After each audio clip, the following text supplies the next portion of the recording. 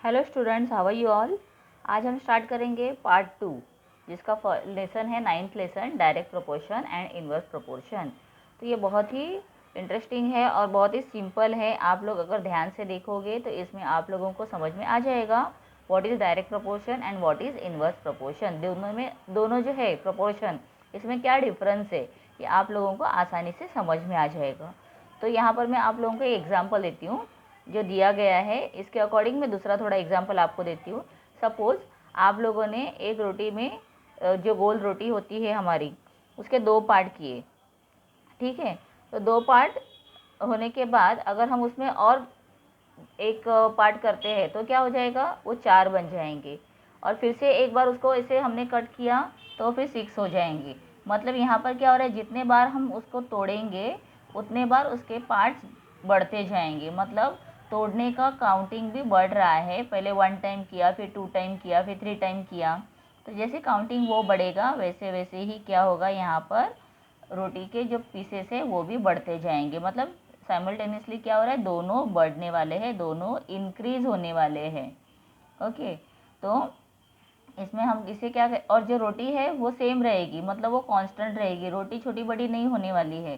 सिर्फ यहाँ पे कितने बार हम उसे कट करेंगे और कितना पीसेस उसका बनेगा, ये यहाँ पर हम देखेंगे।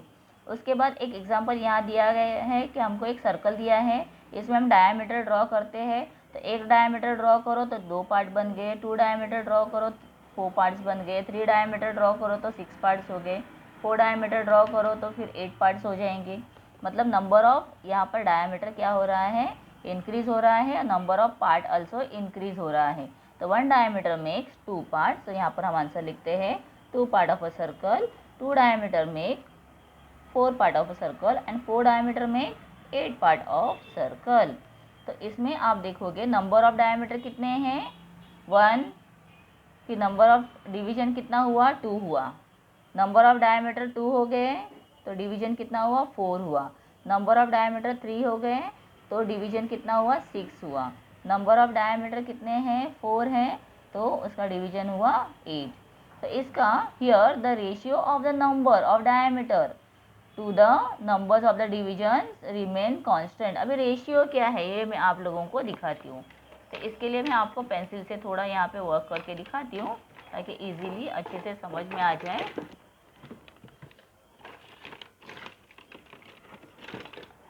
ओके, तो देखिए यहाँ पर ये 1 और 1 2 ज़ा 2 है।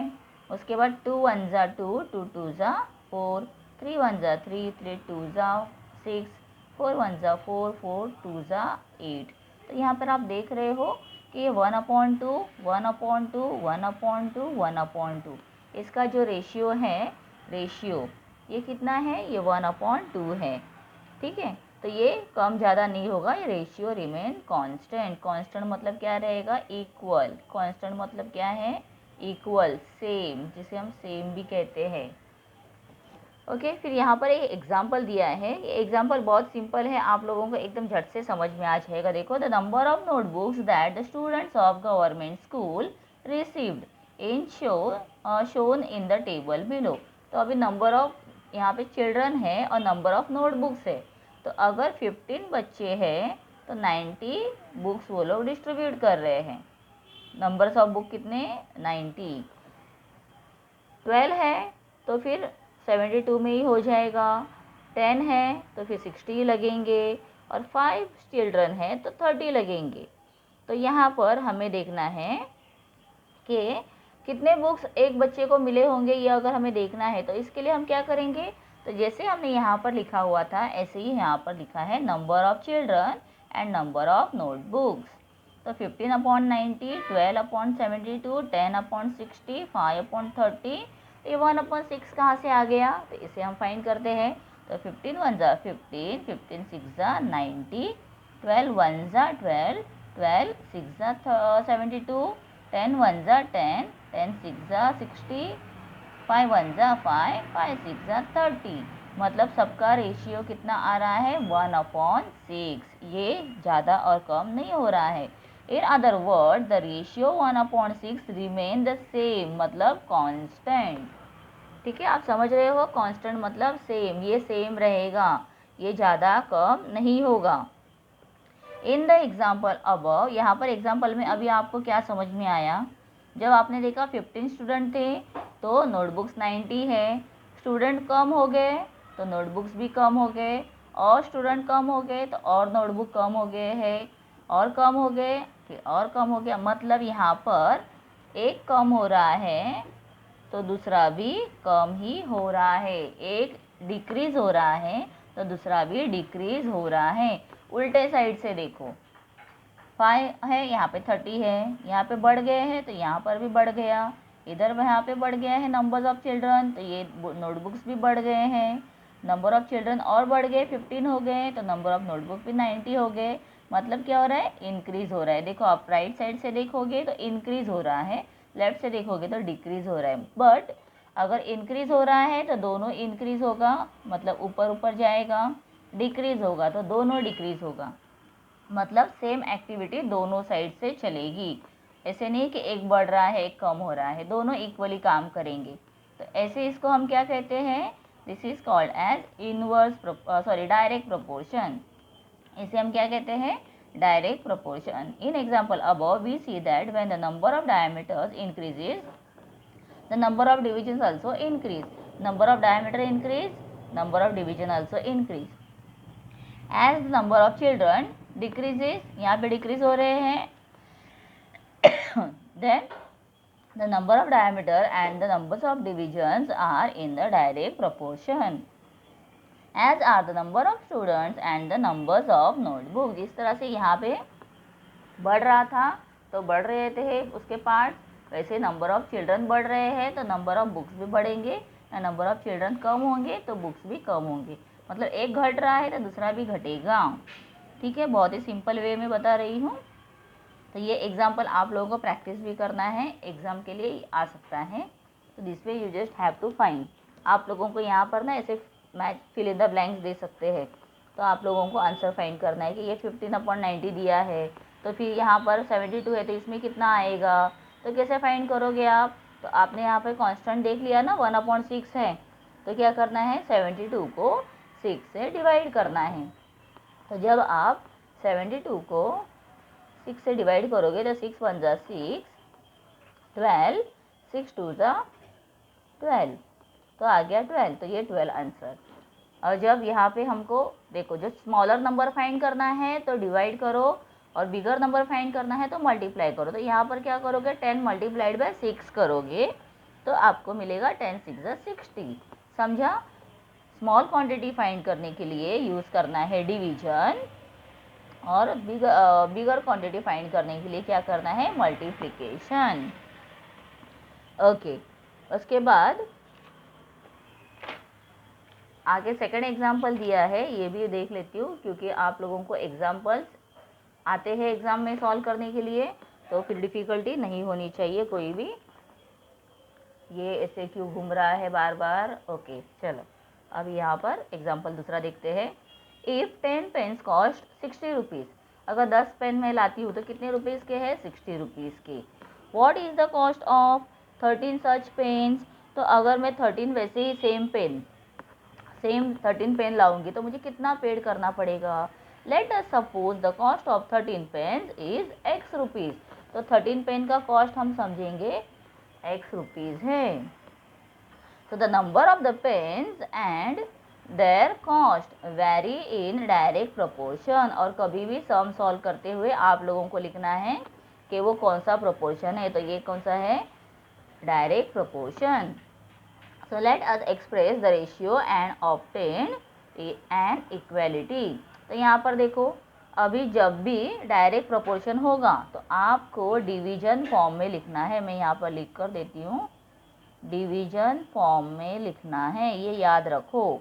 कभी जब डायरेक्ट प्रोपोर्शन है, कौन सा प्रोपोर्शन? डायरेक्ट प्रोपोर्शन आता है, तब आप डिवीजन फॉर्म में लिखोगे, मतलब ऊपर नीचे। ठीक है, तो 10 पेन्स कॉस्ट ₹60, सो 13 पेन्स कॉस्ट ₹x। अभी इसे किस तरह से सॉल्व करेंगे? तो ये ऐसे हो गया है आपका, तो इसको देखो, 10 1 जा 10, 10 6 जा 60। उसके बाद आपको क्या करना है? यहाँ पर क्या दिया है पता है? यहाँ पर जो दिया है ना, इस मेथड से भी मैं आप लोगों को दिखाती हूँ, और मेरा वाला मेथड भी मैं आपको दिखाती हूँ ताकि एकदम इजीली समझ में आ जाए। सो 10/60 इज इक्वल टू 13/x। अभी क्या करना है, 10 1 जा 10, 10 6 जा 60, या पहले आप लोग इसे ऐसे ही रखो और नीचे लेना है 10/60, और ये जो ऊपर है इसे हम इज इक्वल टू के अपोजिट साइड में जब शिफ्ट करते हैं तो डिवीजन का मल्टीप्लिकेशन में कन्वर्ट होता है और ऊपर का नंबर नीचे आता है। ये सब कैसे है, अकॉर्डिंग टू रूल्स कर रही हूँ मैं, ये इसके सब रूल्स हैं। इज इक्वल टू एक्स, तो 10 1 जा 10, 10 6 जा 60, then 6 multiplied by 13 is equal to x. तो 13 6 जा कितना आता है, 13 6 जा 78, तो आंसर है 78 इज इक्वल टू एक्स। तो आंसर में लिखोगे कॉस्ट ऑफ 13 पेंस इज ₹78, और यहाँ पर दिया है multiplying both side by 60x। तो इसके बदले हम क्या करेंगे, डायरेक्टली इस तरह से करेंगे। ठीक है, बहुत सिंपल मेथड है, पहले मत करो डिवीजन, बाद में नीचे करो। यहाँ पे 10/60 ही रहने दो, ये सब कट कर दो, ये नहीं चाहिए। ये जो मैंने डिवाइड किया है ना, इसे मत करो, डायरेक्ट 10/60 रखो। ओके, ये एग्जाम्पल हो गया है। अभी हम स्टार्ट करेंगे प्रैक्टिस सेट 37। Practice set 37। तो फर्स्ट क्वेश्चन है, इफ 7 kg अनियन कॉस्ट कितना दिया है, 140 रुपीज़। 7 किलो लेते हैं हम तो 140 रुपीज़ हमको देना पड़ेगा। So how much must we pay for 12 kg onions. तो 12 kg के लिए हमें कितना देना पड़ेगा, ये यहाँ पर पूछा है। तो बहुत ही सिंपल है ना। तो चलिए अभी हम यहाँ पर इसे सॉल्व करते हैं। तो पहले जो गिवन है इसे हम लिखेंगे, गिवन में लिखेंगे 7 kg अनियन कॉस्ट कितना रुपीज़ दिया है, 140 रुपीज़। ये गिवन हो गया। इसके बाद हम लिखेंगे let suppose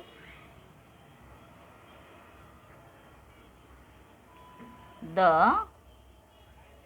cost of 12 kg पूछा है ना, cost of 12 kg onion is x rupees. तो ये एक्स रुपीज़ है, ऐसे हम समझेंगे। तो इसे अभी हम डिवीजन फॉर्म में लिखेंगे। उसके पहले हमें क्या देखना है, ये कौन सा प्रोपोर्शन है। तो हम लिखेंगे दिस इज अ डायरेक्ट, नहीं तो this is in direct proportion. ठीक है, ये लिख दो, उसको अंडरलाइन भी कर दो आप लोग, मतलब डायरेक्टली हाईलाइट हो जाएगा कि ये डायरेक्ट प्रोपोर्शन है। अभी कैसे सॉल्व करना है, तो दिया है 7 kg, अगर नंबर ऑफ, हाँ इसके पहले और एक मैं आप लोगों को दे देती हूँ, वैसे आप लोग करो। सो नंबर ऑफ ऑनियन या kg ऑफ ऑनियन भी लिख सकते हैं, फिर उसके बाद कॉस्ट ऑफ ऑनियन।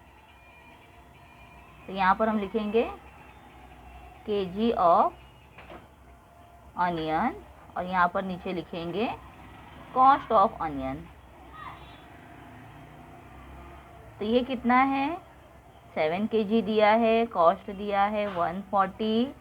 तो हमें अभी फाइंड करने के लिए यहाँ लिखना है कितना kg पूछा है, 12 kg का पूछा है, और हम लेते हैं यहाँ पर x। तो यहाँ पर हमने जो x लिखा हुआ है वो x यहाँ ले लिया। अभी इसके बाद क्या करना है, 7/140 multiplied by 12 is equal to x। हो गया ये। इसके बाद 7 1 जा 7, 7 2 जा 40, ये देखो 14 है ना, 7 2 जा 40 और 7 0 जा 0, तो ये हो गया 20 मल्टीप्लाइड बाय 12 ले लो, sorry 20 multiplied by 12 is equal to x। तो कितना आएगा, 120 इज इक्वल टू x। तो इस मेथड से आपको इसे सॉल्व करना है, बहुत ही सिंपल तरीके से। और उसके बाद क्या करना होगा, हम लिखेंगे आंसर को, क्या पूछा हुआ है, how much must we pay for 12 kg onions. So for 12 kg onion we must pay ₹120। ठीक है, पूरा आंसर यहाँ पर कंप्लीट हो गया है। अभी सेकंड क्वेश्चन देखिए, if 600 rupees buy 15 bunches of feed. 600 rupees में खाने के कितने बंचेस मिल रहे हैं? 15। So how much will 1280 rupees buy, तो 1280 रुपीज़ में कितने मिलेंगे, ये हमें यहाँ पर सिंपल से पूछा हुआ है। तो चलिए इसे अभी हम सॉल्व करते हैं। तो ऑब्वियसली पैसा बढ़ेगा तो फिर बंचेस फीड्स के भी बढ़ेंगे ना। यहाँ पर पैसा बढ़ गया है तो फिर क्या होगा, बंचेस भी बढ़ जाएंगे। मतलब ये कौन सा प्रोपोर्शन है? This is direct proportion. तो चलिए अभी गिवन लिखना है। लेट सपोज डायरेक्ट में स्टार्ट करिए। गिवन में आप लिखोगे 600 rupees buy 15 bunches of feed लिखो। उसके बाद लिखना है let suppose 1280 rupees will buy X bunches of feed. Okay, यहाँ पर आपको फुल स्टॉप कर देना है। उसके बाद ये सेकंड क्वेश्चन है। उसके बाद हम क्या करेंगे, हमें क्या दिया हुआ है, नंबर ऑफ रुपीज़ दिया हुआ है और नंबर ऑफ बंचेस दिया हुआ है। तो टोटल रुपीज़ लिखो। ये मैं एक्स्ट्रा आप लोगों को समझने के लिए दे रही हूँ, बहुत इम्पोर्टेंट है। और नेक्स्ट लिखना है number of bunches of feed. ठीक, फिर उसके बाद आगे हमें लिखना है टोटल रुपीज़ कितना था, 600। तो बंचेस कितने थे, 15 थे। तो अभी अगर ₹1280 है तो ये होगा X। फिर से आगे करना है 600 अपॉन 15 मल्टीप्लाइड बाय 1280। अभी आप सोचोगे नीचे क्यों आया, बिकॉज ये ऊपर है और जब इज इक्वल टू के अपोजिट साइड में हम शिफ्ट करते हैं तो ऊपर से मतलब डिवीजन से वो मल्टीप्लिकेशन में कन्वर्ट होता है। This is a rule, is equal to x. अभी यहाँ पर आप देख सकते हो ये 600 है तो 15 का टेबल आपको आता है। 15 1 15, 15 2 30, 15 3 45, 15 4 60। तो 15 1 15 एंड 15 4 60 हो गया। 1 0 बचा है उसे डायरेक्ट लिख दो। जितने भी ज़ीरो आगे बचते हैं डायरेक्ट आप लिख सकते हो, या 15 0 0 ऐसे करके भी लिखो। उसके बाद क्या करना है, देखो यहाँ पे 40 है, यहाँ पे 1280 है। तो ये ज़ीरो और ये ज़ीरो को हम कट कर देंगे। अभी देखो यहाँ पे 4 1 4, 4 3 12 एंड 4 2 8। ठीक है, 4 के टेबल में 3 12 होता है और 4 के टेबल में 2 8 होता है। तो आ गया 32। तो यहाँ पर 1 लेफ्ट हुआ, यहाँ 1 लेफ्ट हुआ है, मतलब ये पूरे होल फिनिश्ड हो गए हैं। यहाँ पे 32 है तो 32 इज इक्वल टू एक्स। तो यहाँ पर हमें क्या पता चला, 1280 रुपीज़ में कितने बंचेस ऑफ फीड आएंगे, 32। तो क्वेश्चन में पूछा है how many will 1280 rupees buy. So अभी हम लिखेंगे 1280 rupees will buy 32 bunches of feed. ठीक है, ये हो गया है सेकंड क्वेश्चन। अभी देखो third. For 9 cows 13 kg 500 gram of food supplements are required every day. हर दिन कितना, 9 cows को 13 kg 500 ग्राम लगता है। सो इन द सेम प्रोपोर्शन, मतलब उतना ही देना है जितना इनको देते हैं ना खाने के लिए, उतना ही देना है। How much will be needed for 12 cows। लेकिन काउज बढ़ गए हैं, जितना खाना देते हैं, जैसे आप 2 रोटी खाते हो तो सबको 2 ही रोटी देनी है वैसे, तो फिर 12 काउज को कितना लगेगा। तो ये भी बहुत ही सिंपल है। Let suppose let us suppose भी लिख सकते हैं, लेट सपोज भी लिख सकते हैं। सपोज 12 cows will रिक्वायर्ड या needed x kg of food supplement. यहाँ पर मैं खुद से क्या कर रही हूँ, मैं सब दिया हुआ है इन्फॉर्मेशन वही लिख रही हूँ ना, तो आपको भी सेम फॉलो करना है। ओके, सिर्फ समझना है और सेम फॉलो करना है। अभी यहाँ पर आपको ये पता चल गया, इसमें एक चीज़ रह गई थी लिखने की, दिस इज डायरेक्ट प्रोपोर्शन। मैंने एक्सप्लेन तो किया, लिखा नहीं था। तो यहाँ पर भी देखो, काउज, अभी नंबर ऑफ काउज बढ़ेंगे तो खाना भी बढ़ेगा ना डायरेक्टली। तो this is direct proportion, okay. तो अभी यहाँ पर 12 काउज रिक्वायर्ड 13 kg और 500 ग्राम है ना, उसे डायरेक्ट लिखना है ऐसे, ठीक है। इज इक्वल टू 9 को पूछा हुआ है ना, 9 काउज दिया हुआ है और 12 का पूछा हुआ है, ओके, x। तो अभी सेम जैसे ऊपर किया था, 500 मल्टीप्लाइड बाई 12, बहुत सिंपल लग रहा है ना अभी आप लोगों को ये। तो अभी देखो यहाँ पर 9 का टेबल है और 135 दिया है, तो 9 के टेबल में 135 आ सकता है क्या? तो अगर आपको कुछ भी डाउट है तो आप लोग डायरेक्टली यहाँ पर इस तरह से भी कर सकते हो, 9, ठीक है।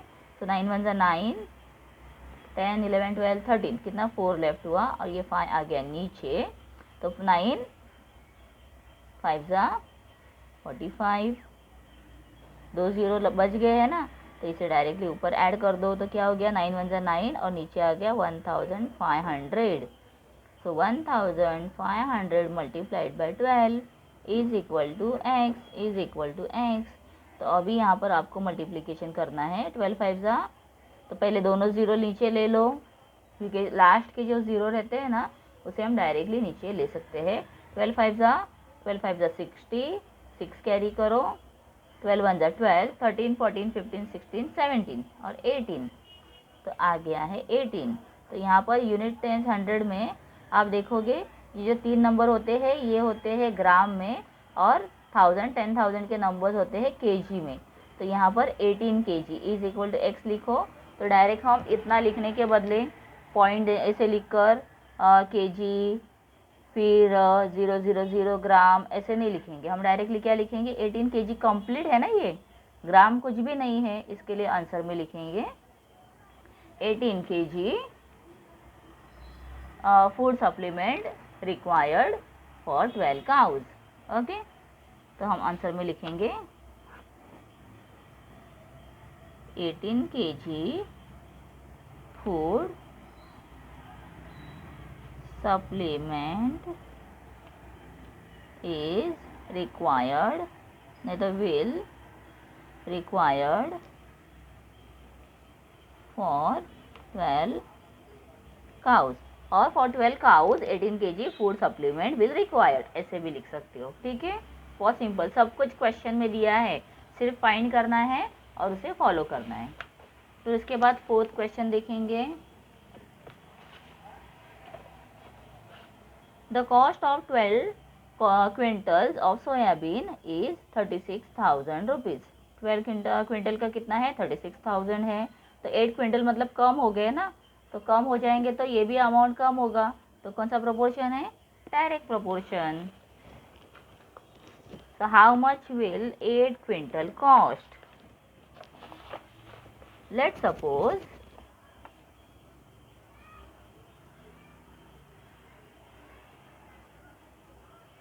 8 क्विंटल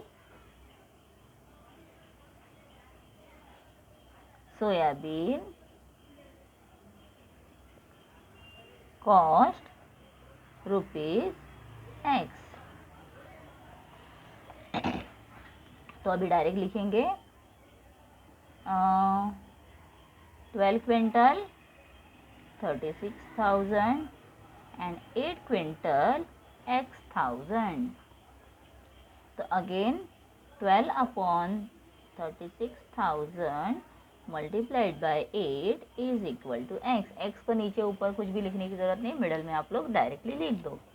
अभी सिंपल देखो, 12 1 जा 12, 12 3 जा 36 हो गया। 1 2 3 zeros लेफ्ट, डायरेक्ट आगे लिखो। फिर अभी क्या करना है, ये नीचे ही है ना दोनों अपॉन के, कभी भी ऊपर नीचे डिवीजन होता है, बाजू बाजू में डिवीजन नहीं होता है। So 3000 multiplied by 8 is equal to x. तो ये तीनों ज़ीरो को एज इट इज़ नीचे ले लिया, और 3 8 जा 24 इज इक्वल टू एक्स। तो कितना रुपीज़ लगेगा for 8 quintal, for 8 quintal soybean,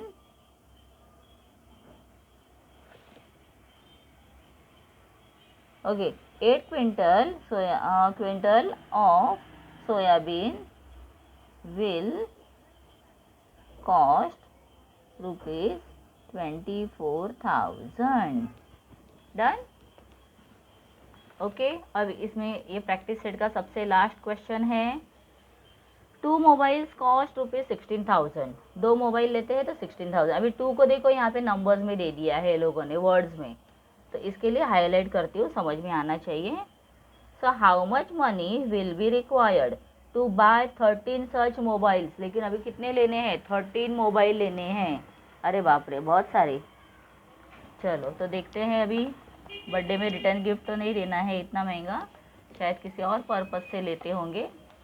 तो अभी हम देखते हैं। Let suppose 13 mobile cost rupees x. X rupees है ऐसा समझेंगे। तो 2 मोबाइल्स कॉस्ट रुपीज 16,000, ओके, और 13 मोबाइल का एक्स रुपीज़ है ऐसे समझेंगे। So 2 upon 16,000 multiplied by 13 simple is equal to x.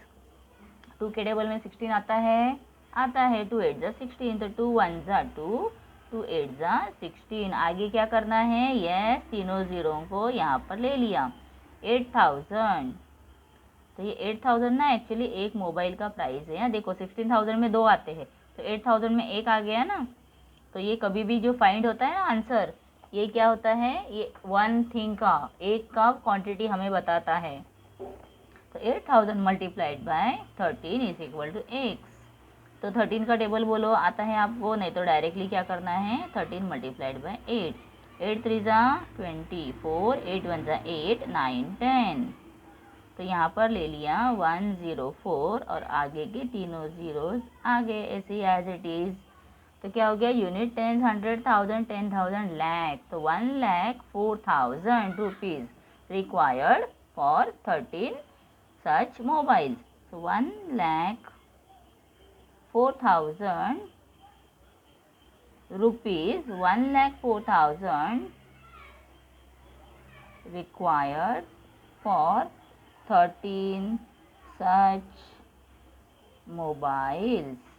ठीक है, सिंपल आ गया समझ में। देखो पूरे सम्स हो गए हैं, डिटेल में सॉल्व किए हुए हैं। फिर भी आप लोगों को अगर कुछ डाउट है तो आप मुझे कमेंट कर सकते हो, और चैनल को सब्सक्राइब करके रखना ही है, ताकि आने वाले वीडियोस के नोटिफिकेशन आपको मिल जाएंगे। आगे के प्रैक्टिस सेट भी करने हैं हमें, नए नए लेसन भी स्टार्ट करने हैं। ठीक है बच्चों, तो चलिए मिलते हैं नेक्स्ट वीडियो में। बाय तब तक के लिए।